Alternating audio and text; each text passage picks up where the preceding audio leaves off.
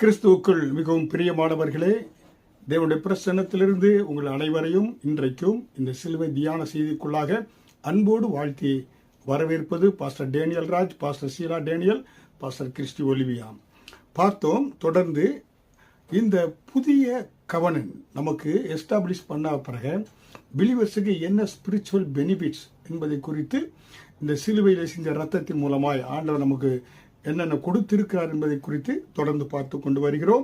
Complete forgiveness of sins, indwelling of the holy spirit, direct access to God, adoption into God's family, eternal life through faith என்பதை குறித்து கடந்த தொடரில் பார்த்தோம். இன்றைக்கு தொடர்ச்சியாக law written on the heart, இயேசு கிறிஸ்து கல்வாரி சிலுவையில் சிந்த ரத்தத்தின் மூலமாக நமக்கு புதிய உடன்படிக்கை கொடுக்கப்பட்டிருக்கிறது. அதன் மூலமாக எனக்கு நமக்கு சொல்லப்பட்டிருக்கிறாக்க, அங்கே வேதவசனம் எசேக்கியேல் 36வது அதிகாரம் வசனம் 26 உங்களுக்கு நவமான இருதயத்தை கொடுத்து உங்கள் உள்ளத்தில் புதிதான ஆவையை கட்டளையிட்டு என் நியாய பிரமாணங்களை அவர்கள் உள்ளத்திலே வைத்து அதை அவர்கள் இருதயத்திலே எழுதி நான் அவர்களுடைய தேவனாயிருப்பேன், அவர்கள் என் ஜனமாயிருப்பார்கள். ஹல்லேலூயா. பாருங்க, கர்த்தர் இந்த இயேசு கிறிஸ்து சிலுவையில் இந்த ரத்தத்தின் மூலமாய் அந்த புதிய உடன்படிக்கைக்குள்ளாக நம்மளை சேர்த்து நம்முடைய அந்த நியாய பிரமாணத்தில், பழைய ஏற்பாட்டில் கல்லில் எழுதப்பட்ட நியாய பிரமாணம் இப்பொழுது தேவனுடைய கட்டளைகளை நமக்கு இருதயத்தில் எழுதி வைத்து விட்டார். ஹல்லேலூயா. அதன் மூலமாக அவருடைய ஜனமாக, அவருடைய தேவனுடைய பிள்ளைகளாக நம்ம இருக்கக்கூடியவர்களாக இருக்கிறோம். ஹல்லேலூயா. அருமையான தேவனுடைய பிள்ளைகளே, பாருங்க, லா ரிட்டன் ஆன் தி ஹார்ட், இந்த இயேசு இந்த நியூ கவர்னன்ட் மூலமாக நம்முடைய இருதயத்திலே கட்டளைகளை தேவன் எழுதி வைத்து விட்டார். ஹல்லேலூயா. அதனால தான் I will put my law in their minds, எரேமியா 31வது அதிகாரம் வசனம் 33, Jeremiah chapter 31 verse 33, I will put my law in their heart. புரியுங்களா? இன் தர் மைண்ட்ஸ் பார்க்குறோம். ஹல்லேலூயா. அருமையான தேவனுடைய பிள்ளைகளே, அதனாலே நமக்கு இவ்வளோ பெரிய நன்மைகளை தேவன் கொடுத்திருக்கிறார். அடுத்ததாக பார்க்கின்ற பொழுது இன்க்ளூசிவ் ஆஃப் ஆல் நேஷன். புரியுங்களா? அதாவது இன்க்ளூசிவிட்டி ஆஃப் ஆல் நேஷன். புரியுங்களா? நம்ம என்ன செய்தோம்னாக்கா, இயேசு கிறிஸ்துவுக்குள்ளாக முன்பு யூதர், கிரேக்கர், ஆண் என்று பெண் என்று இல்லை. இப்போ எல்லாம் எப்படியா இருக்கிறோம்? இயேசு கிறிஸ்துவுக்குள்ளாக ஒரே சரீரமாய் ஒரே தேவனுடைய குடும்பத்தாராக இயேசு கிறிஸ்து நம்மை மாற்றி இருக்கிறார் என்று கலேசியன் சாப்டர் 3 verse 28, கலாத்தியர் 3வது அதிகாரம் வசனம் 28 கிறிஸ்து இயேசு கிறிஸ்துவுக்குள்ளாக ஒன்றாக இருக்கிறோம். முன்ன யூதர் என்று, கிரேக்கர் என்று, அடிமைகள் என்று இல்லாதபடி இயேசு கிறிஸ்துக்களாக நம்ம ஒன்றாக இருக்கிறோம் என்று சொல்லப்பட்டு இருக்கிறது. ஹல்லேலூயா.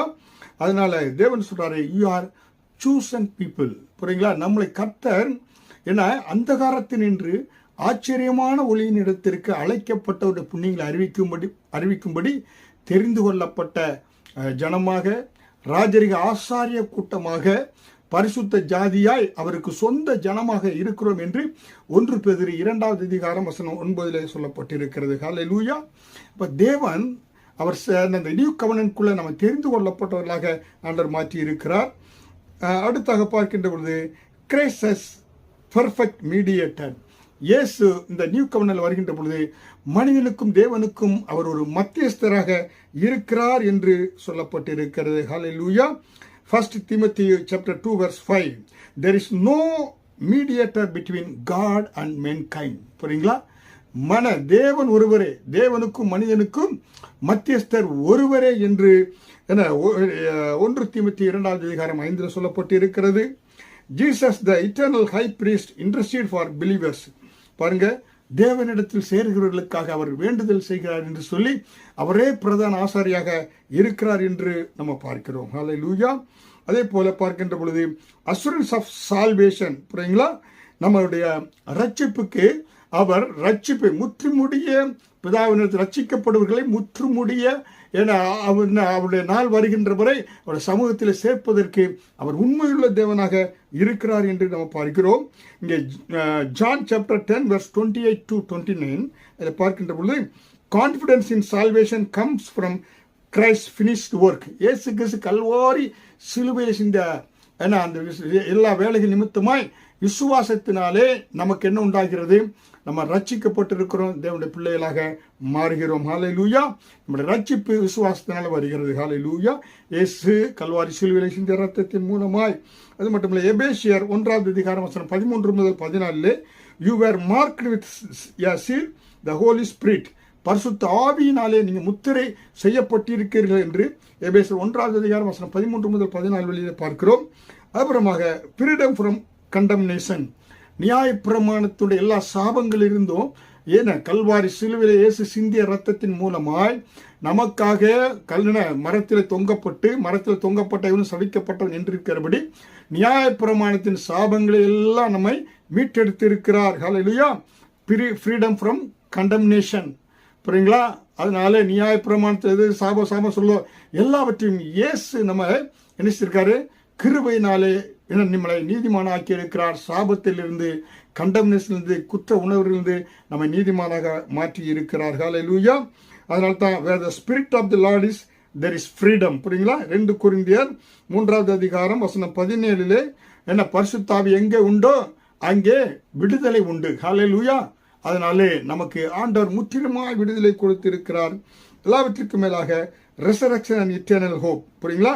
கிறிஸ்துவுக்குள் இருக்கிற நமக்கு உயிர்த்தெழுதலையும் கொடுத்து நித்தியமாய் பரலோகத்தில் பங்கு பெறக்கூடிய அந்த பாக்கியத்தை இந்த நியூ கவர்னன்ட் நமக்கு கொடுத்திருக்கிறது என்று 1 Corinthians chapter 15 verse 22 பாருங்க.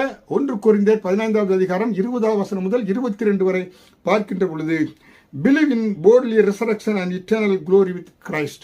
நமக்கு நம்பிக்கை உண்டு, நித்தியமாய் அவரோடு கூட நம்ம உயிர்த்தெழுந்து நித்தியமாய் மகிமையிலே அவரோடு கூட நம்ம இருப்போம் என்ற நம்பிக்கை நமக்கு இருக்கிறது. ஹல்லேலூயா.